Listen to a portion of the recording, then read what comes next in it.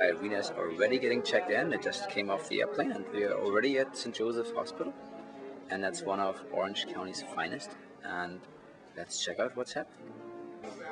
Well, I am at St. Joseph's Hospital, and I'm going to be admitted for a very specific procedure. Dr. Hope knows the name of the doctor, who's awesome. Please state his name. Professor Mahmoud Rabazi. He used to be the head of intravascular radiology at Stanford, and is now here, and as always performing at the cutting edge. And we're doing something very special. Right? Are you excited? I am. What are you going to do? I'm going to get well, and that's very important That's to me. That's the name of the procedure, getting well. This is fantastic. You actually put it in better words than I ever could. And so we're going to return the good old radio to new use, right? It's radio frequency, so we're going to do some fantastic stuff and make you better in no time at all. That's the plan, right? That is the plan. And yeah.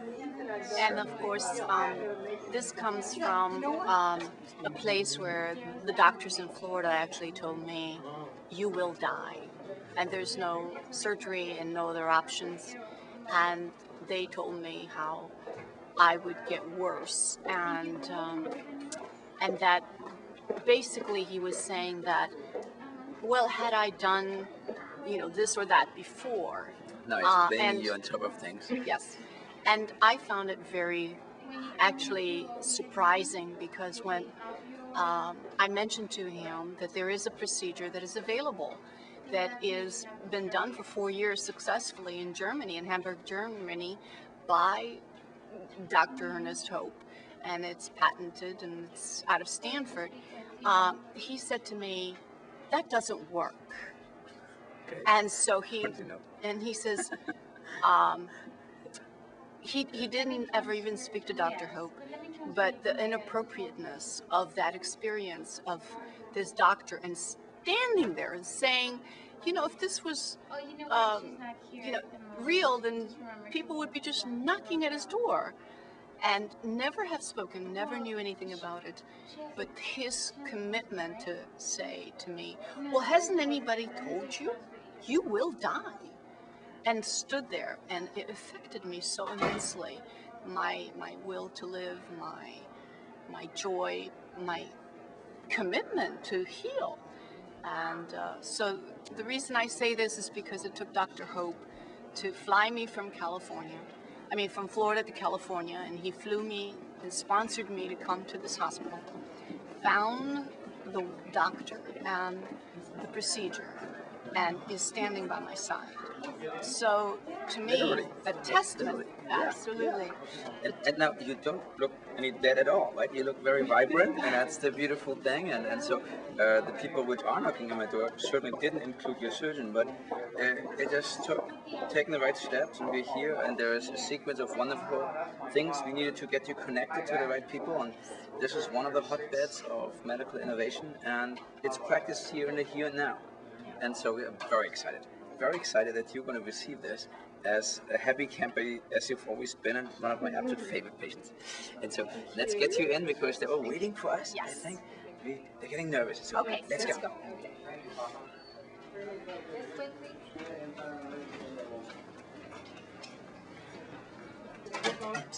Secret? There's a secret. This is one of my absolute favorite doctors. She's going to see, so it's really, really good. Did you guys? Hello. Hi. This is my wonderful doctor. Oh, what a joy. Why are you guys coming here? Should we go and get this? Okay. Oh. Now, there's one thing which I think is really important, which is the where you're coming from mentally, right? I mean, you are the perfect happy camper, right? You are happy today. You shared your blessings with us today, and camper, as you know, stands for courageous, advanced malignancy person embracing rescue. And you have a lot of courage, Yes. and you embrace the rescue, and you actually embrace the people which bring this to you, which makes it all the more fun for us.